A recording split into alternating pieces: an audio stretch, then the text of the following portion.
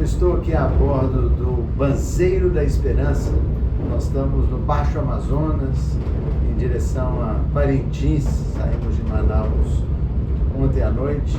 E eu estou aqui com uma pessoa muito especial, é o Carlos.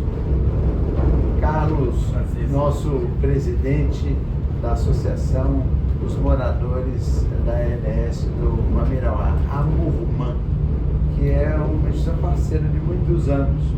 E o Carlos hoje começou uma conversa que tivemos contando uma história de 2019 ou 2016? 2016. E aí, Carlos, eu queria que você compartilhasse isso. O que foi que naquela conversa que a gente teve naquele momento, você era jovem, né? Bem mais jovem, você continua sendo jovem, mas conta pra gente um pouco dessa história daquele momento, 2016. Seu Virgílio, obrigado por estar aqui falando frente a frente com o senhor, de uma grande honra. Principalmente, primeiro quero agradecer pelo convite que a FAI me fez para vir representar a reserva, mas a minha trajetória próxima à Fundação Amazônia Sustentável começou em 2016, que surgiu um convite, que eu era um jovem líder na época, para mim vir representar a juventude. E naquele momento eu tive o prazer de poder participar do encontro de liderança, que era uma semana, e a minha vontade era poder conhecer o senhor, que sempre falava do senhor. E no momento eu tive a oportunidade, o senhor fez a abertura, e eu me lembro como fosse hoje a mensagem que o senhor repassou para a juventude, mas para aquela liderança. E o senhor falou que servia um ato de amor. Quem serve as pessoas com amor e dedicação, isso traz retorno positivo, traz segurança, traz leveza e, acima de tudo, traz tudo aquilo que a gente toma representando hoje nesse Banzeiro. Segurança, força e cada vez mais de lutar pelos nossos lideranças que ficaram lá para poder juntos conseguir tudo aquilo que a Fundação Amazônia Sustentável nos oferece até hoje. Falar um pouco de Fundação Amazônia Sustentável é falar tudo aquilo que foi colocado, implantado dentro da unidade de conservação de Mamirauá. Fala para mim especificamente da sua comunidade, daquela área ali da costa da ilha, né? O que foi feito pela Fundação ao longo dos anos que para você foi mais relevante? Não, fala de tudo e depois de falar de tudo, o que você acha que foi mais importante? Bom, desde 2008 a gente sabe que a Fundação Amazônia Sustentável já injeta recursos dentro da unidade de conservação. E em 2016 nós começamos a receber recursos da Fundação Amazônia Sustentável dos projetos de geração de renda. Então hoje temos canoa de alumínio, bote de alumínio, casa de farinha, centro comunitário, malhadeira para Pirarucu, malhadeira para Tambaqui e, acima de tudo, todos aqueles projetos que foram beneficiados, inclusive com os barcos, que foram doados pelos setores. Eu acredito que tudo isso nos fortaleceu na cadeia, não só na cadeia produtiva, mas sim no território. Então, trabalhar junto com a Fundação Amazônia Sustentável, isso mostra que a gente tem trabalho positivo não só de hoje, mas de uma longa data. A gente pensa e sonha que tudo aquilo que a gente trabalhou e hoje sendo executado com os projetos grandes de geração de renda, que, como o senhor sabe, hoje já foram implantados 2 flutuantes no manejo de Pirarucu, não no meu setor, mas em 2 setores da cadeia produtiva do manejo, o setor Bacopan e Panoé de cima. E com a implantação desses flutuantes, a gente já vê a evolução, já vê a mudança total. Não só na organização, mas sim no poder de liderança. Hoje o Pirarucu está sendo valorizado. Hoje, com o lançamento do Gigantil, com o uso do IG e com a parceria da Fundação Amazônia Sustentável e seus parceiros, hoje o Pirarucu vai chegar a R$ 8, R$ 9. Lá no Beiradão. Lá no Beiradão. Então a gente se sente muito feliz. Isso é importante salientar. Há pouco tempo atrás, o Pirarucu era comprado a R$ 3,50, R$ 4. inteiro, pelo intermediário. E com o acesso que as comunidades estão tendo aos mercados, esse preço mudou, né? Porque agora as comunidades têm, como você está mencionando, barcos para transporte do pirarucu, acesso à feira do pirarucu, que é feita em Manaus. Então a parte da produção está indo direto, sem passar pelas mãos do intermediário. Aí o que isso levou? Ao intermediário aumentar o preço. Então ele está comprando agora a R$ 8, R$ 9 em vez de R$ 3,50 e R$ 4. E quando vocês vendem em Manaus, aí o preço vai para R$ 15, R$ 20 o preço do peixe. Então tem um ganho de renda muito grande e um ganho ligado ao manejo sustentável. E aí essas estruturas que a gente tem feito, elas têm permitido que os lagos produzam mais de forma sustentável, sem a pesca predatória, que era o grande problema de vocês. Com o trabalho da Fundação Amazônia Sustentável voltado no diagnóstico de querer descobrir como que poderia ajudar os comunitários, como o senhor falou do flutuante, do barco, na feira de Manaus, isso forçou muito os mercados do local a poder chegar a essa valorização. Quanto mais o trabalho da Fundação Amazônia Sustentável está expandindo, a concorrência, mas também não quero ficar para trás porque o mercado, você sabe que Fontibô é o maior produtor do pirarucu.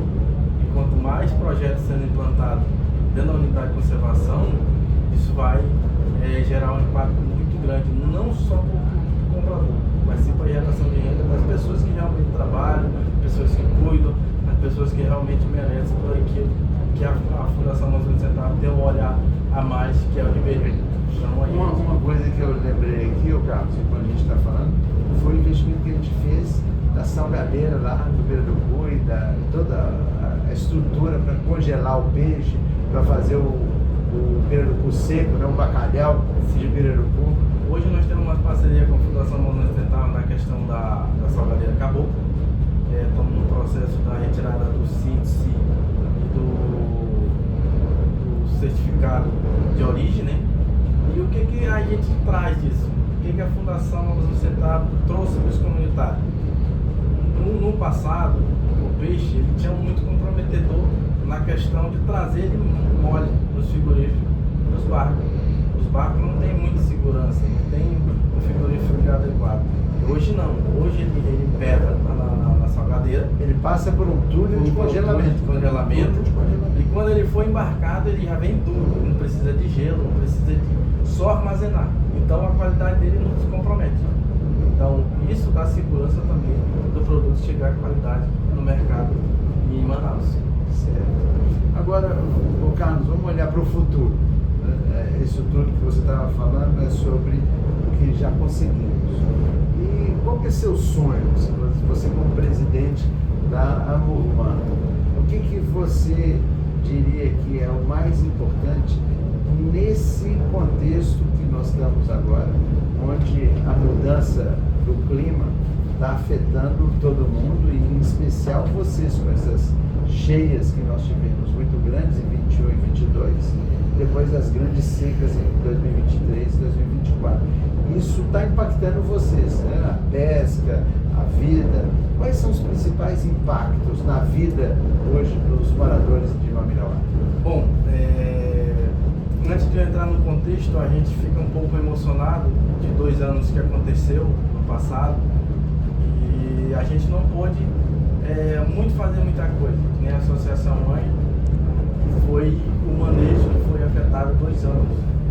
Muitas pessoas sofreram a questão da geração de renda. E a gente sabe que políticas públicas é muito difícil ser implantado no Amazonas inteiro. A gente sofre muito com políticas públicas. O nosso trabalho hoje é a Fundação Amazônia Sustentável. A gente precisa da Fundação Amazônia Sustentável. E a gente sabe que muitos projetos da Fundação Amazônia Sustentável ele teve um período que ele não existe mais. E com o nosso pensamento, que nem a associação, era que todo aquele arranjo que a Fundação Amazônia Sustentável vinha trazendo, vinha fortalecendo a gente. Mas o que precisa é que as autoridades do nosso país, não só do nosso país, mas que vai ser apresentado na COP, possa entender quem é realmente que trabalha em prol dos comunitários, dos ribeirinhos, dos quilombolas,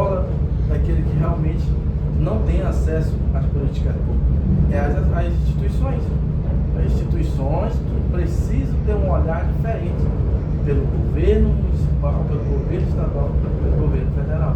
Eu acho que esse ponto que você fala é muito importante do ponto de vista estratégico.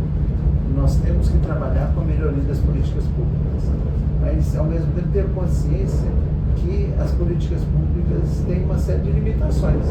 Ou é a burocracia, ou é a falta de recurso, ou é a dificuldade de fazer com que as coisas aconteçam de uma maneira a ter alta qualidade. Às vezes é feito, como foi o caso lá de Fonte Boa, que foi feito pelo governo uma salgadeira e que não foi bem gerenciada, foi abandonada, sucateada e desapareceu. Acabou. Então a gente faz de uma maneira diferente. Eu acho que o papel das organizações da sociedade civil é muito relevante, não para substituir o governo, mas para complementar o que vem sendo feito pelos governos. Acho que esse é um ponto super importante. Mas eu queria voltar a esse tema do sonho, olhando essas secas que aconteceram, essas cheias, e a ciência nos dizendo que isso vai voltar a acontecer com cada vez mais frequência e mais intensidade. O que nós precisamos fazer para estar preparados para uma nova seca, se acontecer daqui a 1 ano, 2 ou 3 ou 4? Eu acredito que a instituição Fundação Amazônia Sustentável, não só a Fundação Amazônia Sustentável, tem que ligar as instituições que trabalham em prol do meio ambiente. Mas falando sobre, só vai acontecer isso se tiver recurso. E o que a gente pode falar do próximo governo do nosso estado? É que ele olhe com bastante cuidado aquelas pessoas que implantaram as políticas públicas no passado, que foi tirada das mãos dela. Eu acredito. Você está falando do Bolsa Floresta? Bolsa Floresta. Não só do Bolsa Floresta, mas de todos os programas que a Fundação Amazônia Sustentável vinha trabalhando. Se isso voltar, se for o caso, a gente mesmo falar com o novo governador, falar sobre a importância da Fundação Amazônia Sustentável para o nosso território, a gente vai estar disposto a falar, poder dialogar tudo aquilo que a gente precisa. Em sonho, a gente só vai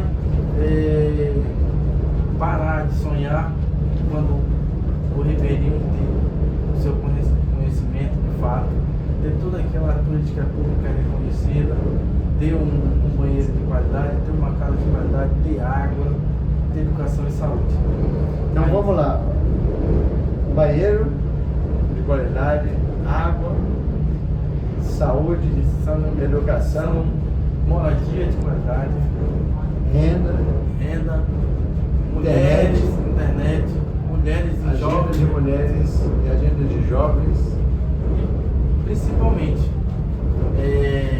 valorizar tudo aquilo que a gente vem trabalhando, não só as associações, mas sim a instituição. Fortalecimento das organizações. Tá joia. E para a gente fechar aqui, olhando para o que a gente tem de disponibilidade de ação, essa é uma cópia de ação. A boa notícia para o Água é que a gente acabou de aprovar no Fundo Amazônia um novo projeto bem relevante, que vai poder fortalecer muito a cadeia do pirarucu, como viemos fazendo no passado, mas vamos sonhar grande. Qual que é o mundo ideal para que a gente tenha comunidades capazes de enfrentar essas grandes secas e grandes cheias? O que você acha que seria o seu sonho para esse mundo ideal? Eu acredito que todo mundo tem conhecimento e comprometimento com a causa. Conhecimento e comprometimento com a causa. Porque se não tiver conhecimento, a gente vai começar a errar, vai continuar errando. Se não tiver comprometimento, que nós estamos nesse barco, vamos passar quase um mês, deixemos família, deixemos tudo aquilo para trás, o nosso conforto, com um único pensamento: servir com amor. Servir com amor. Carlos, valeu, meu querido. Tamo juntos e vamos continuar servindo com amor. Fazendo bem faz bem. Isso que move o mundo. Tá bom, valeu, meu querido. Obrigado.